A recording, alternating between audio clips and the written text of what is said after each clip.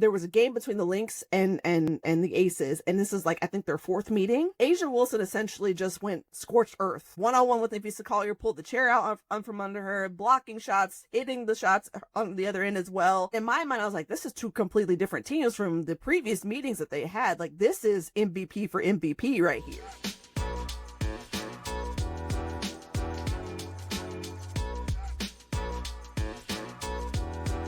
But before we delve into the postseason, want to hop into some front office news that just happened recently that you reported on, and that's with the Seattle Storm firing their coach, Noelle Quinn. And from your article that you wrote, you said that in 5 seasons under Quinn, from 2021 to 2025, Seattle never eclipsed the second round in the playoffs, no matter the roster or circumstances. So can you explain for our audience just the context of this firing, and do you think it's ultimately justified? Yeah, so I do think it's justified. I'm never going, let me make it clear that I'm never advocating for anyone to lose their job. However, I do know that the WNBA is a business at the end of the day. And if you're not producing the results that they want you to, you can, and you might lose your job. So I think for Noelle Quinn, she had by and large on the outside, like a pretty stacked roster in terms of their top 5, and then of course a deeper roster. I so much don't necessarily concentrate on the front half of her tenure, but more so the back half, which is what I think is probably where it might have gotten her into trouble. So from 2023, they missed the playoffs that year. Jewel Lloyd was also hurt that year as well. So that didn't exactly help. 2024, you've got Jewel Lloyd, of course, but you add in Skylar Diggins, you add in Nneka Ogwumike, and that's supposed to be your big 3, right? You add them to, Ezzie McBeggar and go forth and flourish. Unfortunately for Seattle, they were bounced in the first round of the playoffs, and that felt like just just take the air out the building, sort of situation for Seattle. But the same thing happened in 2025. Again, bounced in the first round by the Aces. And this felt probably even heavier, I would say. Seattle had multiple things happen in the offseason. So you got Jewel Lloyd moves on to Vegas, right? And then actually during this season, you had 2 players ask for trade. So that's Leah Rue, Alicia Clark gone. Now you have Brittany Sykes coming over from the Mystics. Like, it's supposed to be somewhat of a retooled roster. And it's still same result. And I think this season also is a little bit more frustrating to watch because Seattle's a talented team, a really talented team, but they were so back and forth. There was a point in the season where they hadn't won back-to-back games since like early July. And it was like, wait, what? Like, what is even happening here? You just didn't know what version you were going to get of them from game to game. And I think that's really disappointing. So if I'm Seattle's front office, it's like, hey, Noelle, thank you so much. We appreciate you, but we unfortunately have to move in a new direction. So I wasn't particularly shocked at the parting of ways, maybe the timing, because it was only 3 days into Seattle's like off season, but it was something that was likely, writing on the wall. So I'll be very curious to see what sort of candidates they bring in to fill that role, because it's probably my assumption, and I could be wrong here, but typically when you have a new head coach there, it's a new head coach and a brand new coaching staff too. So you've got multiple roles you're probably going to want to fill. So you don't see them hiring from within. You see them just hiring a coach externally from their organization, you think?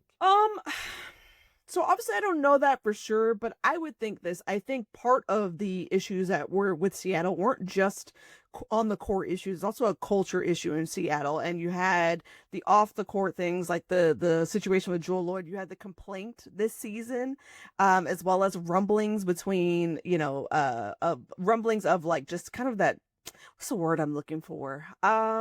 I would probably say just the foundation not being settled fully in Seattle. And I think at that point, you kind of have to ask yourself, like, do we need to shake something up? And so I just think that it would be shocking to me to see them kind of promote someone from within. So I also think that there's quite a few good coaches out there on the market, especially assistant coaches wise. If you wanted to look across the WNBA, she's not an assistant coach, but Latricia Trammell is one that immediately comes to mind. And she parted ways with the Wings and she eventually joined the Sparks, as an assistant, on the staff. But, she's got head coaching, experience that comes to mind. Nola Henry out in Dallas is another one that, goes to the, top of my mind. Christy Tolliver. I'm trying to think of who else. Brianne January from the Fever. Like, there's plenty of names out there. Lisa Leslie, if you felt like you could, lure her into a position, like, there's plenty of good talent out there. So I think hopefully they'll do their due diligence and look at the candidates externally as well. So one more question on the Storm. So I would say this season's a little bit unusual within the W, with a lot of the players becoming free agents. Just it's going to be very unpredictable in terms of how the league's going to look next season. How does that affect their coaching search in terms of this roster? If you can shed some light in terms of like maybe who's free agents, who's not. Like how's that going to factor into their coaching search? That this roster might be dramatically different when next season rolls around. Yeah, so with the new CBA, anyone who essentially is not on a rookie contract or on a restricted free agent contract, of course, is a free agent. So that means nearly every team across the league will probably look different. And so you could see a lot of movement. And I talked about it this offseason too, like when Alyssa Thomas left Connecticut, when Satu Sabali left, like anything can happen, anything. So I think that certainly shakes up for any team, but particularly Seattle. I think for them, you got to get the foundation set now. Like, yes, the players who might be on your roster is probably up in flux, but if you have the foundation set now, you can start implementing that culture. You can start implementing those expectations, and then you can say, okay, great, we've got our head coach, they're in alignment with our GM, and we can go out and get the players we need. So I'll be curious to see if Nneka and Skylar stay. If that's the case, I'd be curious to see if Brittany Sykes stays. She just got there this season, but very recently she hadn't given a comment about whether or not she was going to stay, and she essentially said, "Hey, 17 games is too little for me to go ahead and make a decision." So I'd be very curious to see what happens there. So let's transition to the playoffs, and to me, the most notable and surprising aspect that's happened so far is the Indiana Fever. And just with the many injuries that they have encountered, they are facing these Las Vegas Aces, in which they have overcome a lot of just struggles and challenges this season as well. What do you make of this matchup, and do you think the Fever have a shot of pulling off the upset just due to missing a lot of key players? Do they have a shot, or do you think this is kind of an easy Aces round here to kind of get them tuned up for the finals, you think? So let's talk about the Fever first. The Fever are a resilient bunch, man. They're super scrappy, just all heart, all grit. But I would say this, like, the Fever are full of talent, and I think we're kind of dismissing this because they've had so many injuries, but you still have Kelsey Mitchell, all-star, Aaliyah Boston, all-star, right? Lexi Hull is a three-point specialist and really good on defense. You have Odyssey Sims, who was a starter on multiple teams before she got to the Fever. Like, the girl can hoop. She's not new to this. She's true to this, as the kids like to say. So, I mean, I'm not necessarily shocked in terms of how well they're playing, but I think what most people are stunned by is the fact of sheer number of injuries. You've had 5 season ending, and then you had Damaris Dantas, who is currently out with concussion. So you aren't at full strength by any sort of standards, but I would say this, the Fever have depth, and I think that is what's helpful, right? It's helpful, especially when you're in the thick of the playoffs and you need a bench who can produce. You need extra bodies who can produce, essentially. You need you got to be able to go toe to toe with the biggest, right? Like, the Aces are essentially, if they get back to the finals, and potentially talking about entering dynasty territory, right? Like, they've had 2 championships since 2022. That's a lot. And so I think for the Fever, now it becomes, well, how far can they actually go, right? Like, they essentially, for lack of a better phrase, came in, hit the first punch, essentially, for the Aces. Right now, the Aces have to respond. And if they don't respond, you're going down 2-0 back to Indiana, and I think it gets very interesting from there. Like, you don't want to find yourself down of course 3-0 at that point, because that means you're going home. So for the Aces, they have to figure out a way to get it done. Now, I did have the Aces all the way to the finals, and again, my brackets are just cooked all the way. They anything that I said was probably going to happen has just the opposite of that has happened. So at this point, I'm like, well, I might as well just stick with at least hopefully maybe my finals prediction will be correct. But I had the Aces in the final. I said Aces in 5, and that was actually supposed to be over the Dream, which clearly aren't there at this point. So I will still stick with that. I still think that the Aces have enough to get to the finals. I'm just curious about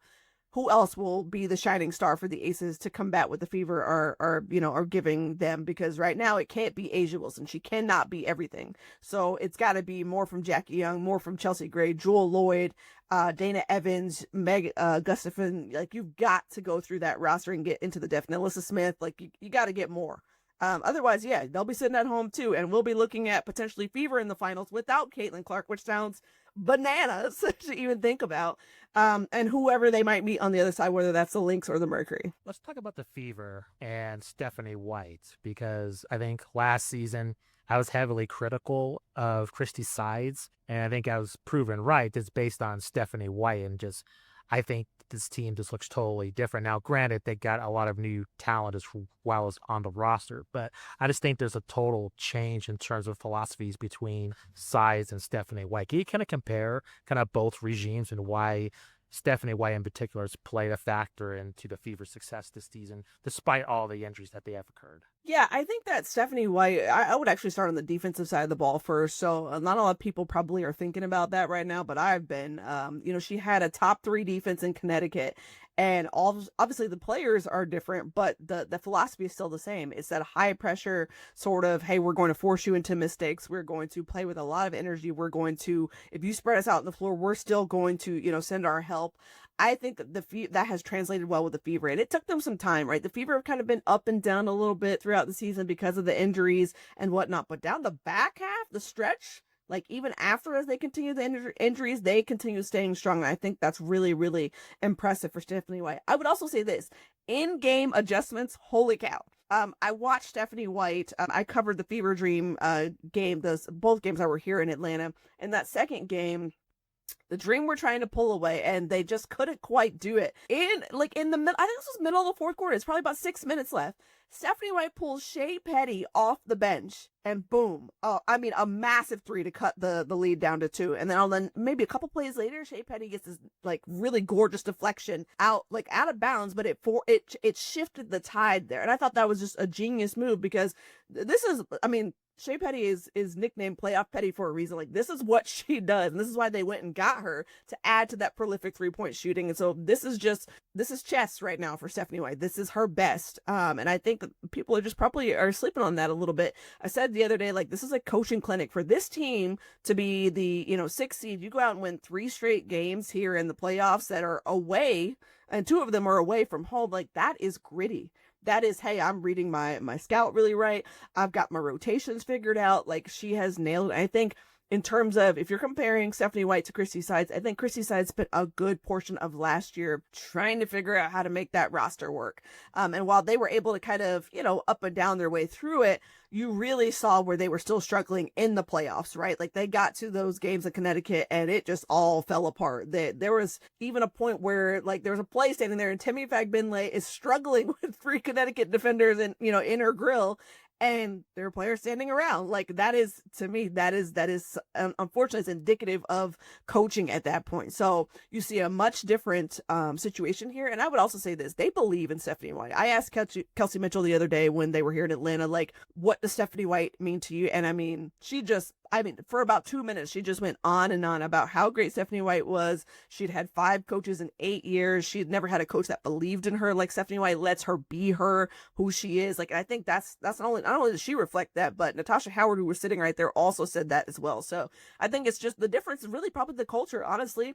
They've had a lot more success this postseason than probably most people thought they would, myself included, because I just wasn't quite sure. Honestly, with all those injuries, I'm like, oof, that is tough. It's really tough. But I actually like being proven wrong. I'll tell you that. I'm here for a little bit of playoff chaos, because that's good basketball. So yeah, kudos to Stephanie White. She's definitely doing very, very well for herself. Totally agree. I want to shift to the Aces. I have to admit, I pretty much dismissed them just due to their struggles, but they have proven me wrong, and I've been very happy. Like yourself, I like being proven wrong as well, for the sake of the game. And seeing A'ja Wilson pick up the MVP was pretty awesome and surprising. Just considering in the beginning of the season, I felt like this was Nafisa Collier's award, and it was a foregone conclusions. To see A'ja Wilson kind of swoop in and steal it was a surprise to me, understanding the injuries that Collier occurred.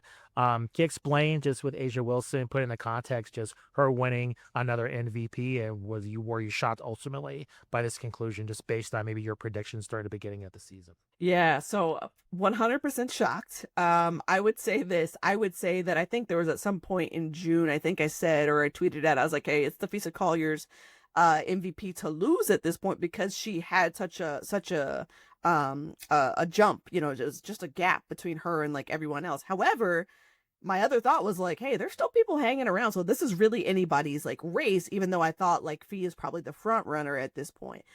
I think what makes this so particularly interesting is I had been taking notes on Asia Wilson since before the All-Star break. And I like had been saying to myself, like, just keep an eye on Asia. Like she may not win, but like, let's see what she does, right? At this point, the Aces were so up and down, like nobody knew what to make of them. And you had Alyssa Thomas, who was starting to like kind of, get the engine going, pun intended.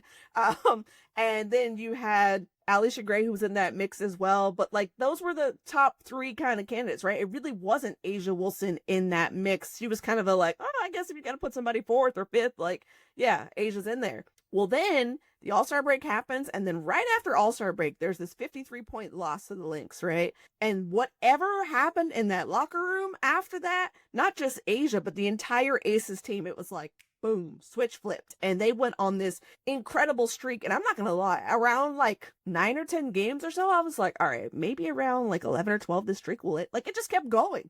It just kept going. And not only did it just keep going, Asia kept getting better and better. She did not stop. You have 13 30-point games in a season and multiple 5+. I think there were somewhere around 8 or 30-point doubles. Like, what, Asia Wilson? Like, what? Then I'm watching her put together a 900+ point season. This is a quote unquote down year from her 27 points that she averaged last year, right? And Asia Wilson also missed 5 games. So if she doesn't miss those 5 games, we're talking about potentially another 1,000-point season, just based on her trajectory. I think is really particularly impressive to see, because it wasn't just the way that she was scoring, but it was her defending as well. She's leading the league in blocks per game. Asia took on the mantle of guarding 1 through 5. She was all over the place, essentially helping the Aces get to that streak. And their defense went from ranked, 8th to like 4th during that streak, which is just incredible sort of feat. And so for me, I try to do a really good job of like, hey, this race is not done until it's done. Unlike last season where it was like Asia Wilson, a planet-sized gap, and then like everyone else, this season did not feel like that. It just felt like, okay, Nafisa Collier's your front runner and you got other people.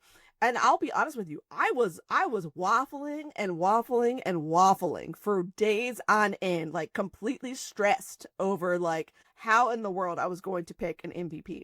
And so ultimately, when Asia just kept going, I was like, all right, there it goes. And I think really what helped me somewhat get to the point where I was like, okay, it's probably going to be Asia, is there was a game between the Lynx and the Aces. And this is like, I think their 4th meeting.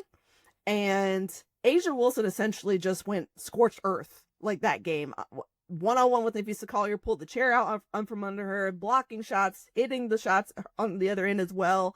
And in my mind, I was like, this is 2 completely different teams from the previous meetings that they had. Like, this is MVP for MVP right here. And so ultimately, Asia got my MVP vote through, of course, the back half of the season as well. But I also felt like it was tough for me to give Fee my MVP vote, even though she finished with the 50-40-90, which was just that. Yeah, that's stirring.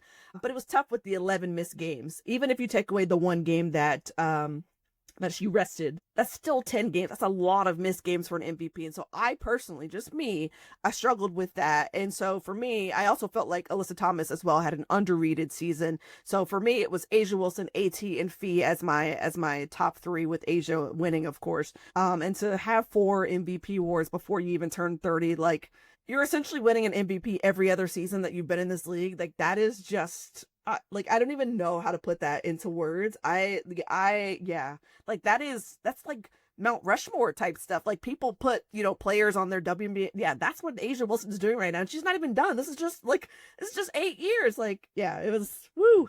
Yeah, every time I go back and think, like, Asia Wilson cannot outdo herself, and she just does it again. Yes, incredible.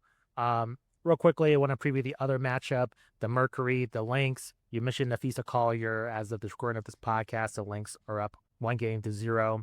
Kind of, what are your thoughts on this series? Do you give the Mercury any kind of a shot of pulling off the upset, or do you think the Lynx will be headed to another WNBA Finals? Yeah, I got the Lynx going to the finals. I just think that you kind of saw it in that first game. Phoenix came out with that same intensity they came out against the Liberty, right? And then it waned. And it waned as soon as Minnesota cut off AT's production. The moment that that AT's production went, so did everything else. Like shots weren't falling. They forced Phoenix into a lot of outside shots. They were missing, some bunnies and that sort of thing. But then you saw Minnesota on the other end causing havoc. They were getting steals. They were getting points in transition. They were coming with the big buckets. Courtney Williams had a phenomenal game, she was the X factor for them because she's the one who essentially made the engine go that day, and it was really really good to see her kind of step up in that big role to get the 20 points, and I think it was 5 and 5 as well. Um, Fantastic type stuff, and you're getting production from your bench too, which was, again, this is how you make a championship run. I think for the Mercury, I'd be curious to see how they respond in game 2, if they can come back and maybe even up the series. But I don't know, I'm just not convinced that like they can get to the point where they could potentially win this series. Maybe I'm wrong, maybe it's an upset, but I think the Lynx have not forgotten what it's like to lose in the WNBA finals, and they've been on that like mission since then. Um, and I just think that I think for the Lynx, that front five is tough, is real tough. But their bench is also really good. I think it's the fourth ranked bench in the league. It's tough to come by. You got Natisha Heidemann, leading that. Jessica Shepard's also really really good. I mean, you've got the players there. And so I think for them, it's a matter of what are you going to do to stop like the Lynx, because they also are a really good 3-point shooting team as well, one of the better in the leagues, and they have a top defense. So you've got to unravel multiple points with Minnesota. And so yeah, good luck, Phoenix. Like, I don't mean that rudely, but it's like, woo, it's a lot. And so yeah, I think, if Alyssa Thomas doesn't get going early and continue that, yeah, it's gonna be a long series for Phoenix. So it's going to be very interesting because we're approaching October. The season's almost over. Can't believe I'm saying that. And a lot of attention's been made of, the CBA negotiations, as you brought up earlier. Kind of what you're anticipating in terms of what's going to happen in terms of the players in the league and them reconciling a new deal. Do you think that's going to happen? And how do you factor other, I would say, I guess other factors, for lack of a better term, with Athletes Unlimited and on Arrival? I've been asking other insiders about this. I've heard mixed opinions in terms of how those other leagues will factor into these CBA negotiations. How do you think it's going to play out? Well, that's a good question. So I do think that a lockout is very possible at this point. By and large, everything we've heard, the league and the players are on two opposite sides of the aisle. It feels like nothing has really improved since we talked to several players at All-Star in July. And so that is a little disheartening, to hear. And to be honest with you, it's not necessarily a rush to get it done because they could have this thing like ratified by January and, everything rolls on and free agency goes on. But I do think it'll be very interesting to see what they're pushing for. What exactly are the points of contention that aren't allowing this to move forward, because they have seen what is possible, right? Especially, for example, Unrivaled, you got the higher player salaries, you have the utmost amenities that most players, weren't experiencing with their own franchises. Much shorter season, of course. And so even for Athletes Unlimited, they also have, a kind of a stake in this too, because they have their season coming up. And so players have options, like, right? If I'm not playing for the WNBA, I got other places I can go. There's also overseas ball too. So like there's options where players aren't like essentially pressed, right? So I think that this gets very interesting. I think the pressure is 100% on both sides to like get something done. I'm very curious what a world would look like if we don't get anything done. Like, is there a scenario that exists where, like, April, May rolls around, the draft rolls around, and like we have nothing? Like, what's gonna happen with it? I don't know that I've ever seen that. I would hope that it would get done by then, but the players have essentially said, like, we're prepared to ask for our worth and we're not going to stray away from that. And so I applaud them for digging in and saying, hey, this is what we want. And like the league, of course, is going to dig in as well. So I'll just be curious to see whether they can bring something together. I'll be honest with you, I don't know. I have zero idea on like what's going to impact what. Maybe we'll find out more throughout this off season, and of course, someone who's in the space, I'm constantly keeping a pulse on things. But yeah, it just doesn't look like it's going to be resolved probably before the end of this year. I would say probably early 2026 is probably when we at least hopefully get some sort of movement. A popularity standpoint, if the worst case scenario plays out, do you think once there is a resolution to these negotiations and it goes, past next year and, what if the season gets canceled, like worst case scenario, do you see the league's popularity taking a hit? Is that overblown to say, or do you think just because where the league is now, where you have a lot more players, not only Caitlin Clark, but you have compelling college players, compelling players from veterans to first, second year players. I think from out of mainstream sports standpoint, I mean, the WNBA has never been more popular than it has before. So when you miss something, you want it to come back. So if the unfortunate scenario happens in which there might be a longer lockout, and when it does return, wouldn't that play into the league's favor in a way, in terms of your casual sports fan is missing, the stars that they've gotten to know this past couple of years, if they've gotten into the league most recently? I'm just wondering, from just a popularity standpoint, is it kind of overblown that like the league is going just to tank, or there's going to be massive harm if there's a lockout? Because I don't really see it that way. I see the league has a lot of momentum. And I do think, like, if the players are not getting what they want, I do think a lockout is necessary. And like you were saying earlier, with athletes eliminating our rival, these players are going to be visible playing in other leagues. So it's not like, or playing overseas. So we're in a digital world where people can view these clips online. So it's not like if there is a lockout, you're never going to be seeing these players till, this is resolved. So I'm just curious, from a popularity standpoint, how much damage do you think a lockout does linger? I mean, lockout, is never great, right? So there probably will be a little bit of damage there, but I mean, what are we going to be talking about? The WNBA, like, that's kind of where I view it. Like, even in the lockout, you're still going to be talking about the WNBA. You're still going to be talking about these players, right? And here's the other thing, and I when I saw this, I thought this was very important because, as we know, like, obviously there's multiple visible stars, there's multiple superstars in this league, but one of the most pressing and poignant moments to me was watching Caitlin Clark come out in the "Pay Us What You Owe Us" shirts with her colleagues at All Star. And so to me, that says she's also on that board. She's also trying to, get these players paid. And so I think that's really important, that, like, if you are going to be watching the W, you're wanting every player. That includes, essentially one of the top most popular players in the league. And so I think for the W, like, yeah, it's a little bit of a hit, but everybody's still going to be talking about the W, because if it doesn't roll around, like, what are we doing then? Then it's probably going to be dissecting every possible reason as to why it's not on, right? Like, it's not like we're suddenly going to stop, because here's the other thing. There's a whole lot of money invested in the W as well right now as well. So those partners, the media rights, all those deals, yeah, those are still in play, even if the W is not currently playing. And I think people are going to want to see those deals fulfilled. So yeah, to be honest with you, I don't think it's going to stop anytime soon, because now we've reached the point where they bookend, right? College season and W season bookend. And when I say that, not that they weren't before, but I mean, like, the names carry over, the draw carries over, right? You saw that a lot with the Caitlin Clark and Angel Reese class, and then afterwards, Paige Becker, Sonia Citron, Kiki Iriafen, the top half of that class, same thing, carries over. So yeah, we're gonna have those names. Remember, there's a whole bunch of big names coming in this class too. There is AZ Fudd, there's Flau'jae Johnson, there's Lauren Betts, there's a bunch at the top there. Those names are also going to be carrying over as well.